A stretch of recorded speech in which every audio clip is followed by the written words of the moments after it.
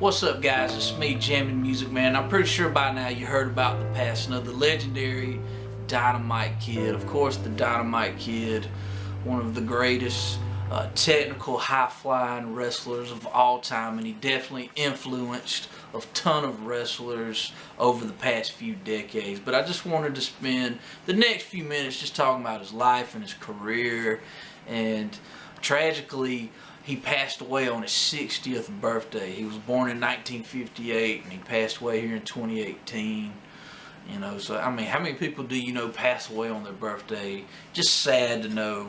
But you know, just to get things started, he was born under his birth name, Tom Billington, in 1958. And you know, basically got his career started in the late 70s wrestling for Stu Hart's Calgary Stampede promotion, and it was there where he kind of developed a cult following with the younger crowd, because a lot of the things he was doing we would see later in, like, you know, the modern era with the high flying action. He was doing a lot of that at the time, and like I said, he had a great cult following. And then, you know, like in the early 80s, that's when he would go wrestle for New Japan, and he would have, you know, classic matchups with Tiger Mask that I highly recommend. Maybe some of you guys might remember, like back during the summer this year in one of my unboxing videos, I picked up Tiger Mask versus Dynamite Kid in Japan Blu-ray set, and I also picked up the Dynamite Kid documentary, which I'll get to a little bit later in this video. But you know, watching those matches that he had with Tiger Mask in Japan back in the early 80s, and this was way before the cruiserweight scene, you know, just really great stuff. Like I said, I highly recommend. And you know, after his time in Japan, that's when he would you know, jump ship to the World Wrestling Federation. Vince McMahon gave him the call, and he would come to the WWF, and that's where he was teamed up with, I believe they were cousins, of course, the British Bulldog, Davey Boy Smith, and the legendary tag team, the British Bulldogs. And the British Bulldogs were, you know, one of the biggest tag teams of the 1980s and one of the greatest tag teams of all time. And of course, they would be WWF Tag Team Champions. I remember WrestleMania 2, they had Ozzy Osbourne in their corner, and you know, they were big tag team sensation during the 80s. And of course, after their time was over in 1988, that's when the Bulldogs would jump ship to Giant Baba's All Japan promotion in Japan, and you know, they would wrestle there for like a year or two until Davey Boy would go back to the WWF in like 90, 91, somewhere around that time. And you know, it was after that the Dynamite Kid's career just kind of stalled. Like I think he tried to have like a brief comeback in Japan, but it just didn't work out for him, and he spent the rest of his, you know, his life in a wheelchair, and he couldn't walk. And you know, he had spent so many years with steroid abuse, and he wasn't shy about using steroids, and you know, drug abuse and all that.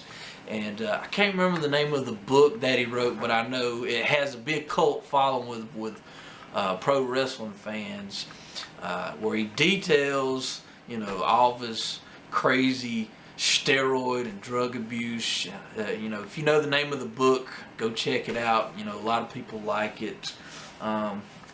But after that, you know, he never wrestled again, and you know, he spent the rest of his life in like a small apartment in his wheelchair with not very much. And you know, I know he had a girlfriend with him, but it's just sad to know what happened to him. And he definitely influenced a lot of people, and his whole wrestling style, you could see the Dynamite Kid's wrestling style in people like Chris Benoit, AJ Styles, Daniel Bryan. I mean, he influenced a ton of people, you know, way before the whole, you know, lightweight, cruiserweight scene was even going. I mean, if there's some DVDs and Blu-rays that I can recommend to you guys checking out if you want to have a better understanding of the Dynamite Kid. I highly recommend checking out this documentary right here, Dynamite Kid, A Matter of Pride. I picked it up at highspot.com. Basically, you get a great documentary on his life and his career, and talks about everything. Highly recommend checking it out. I'll put a link in the description box to the High Spot's website if you want to pick it up. And this right here, if you want to actually see all of the Tiger Mask, Dynamite Kid matches from Japan. It's the Dynamite Kid versus Tiger Mask, the complete collection on Blu-ray. I got this off of a great website that specializes in Japan wrestling IVP videos. I'll put a link in the description box if you want to pick up this Blu-ray right here. Great stuff, great classic matches. You get a ton of matches of the Dynamite Kid taking on Tiger Mask. I mean, great stuff. Like I said, I'll put a link in the description box if you want to pick up these DVDs and Blu-rays.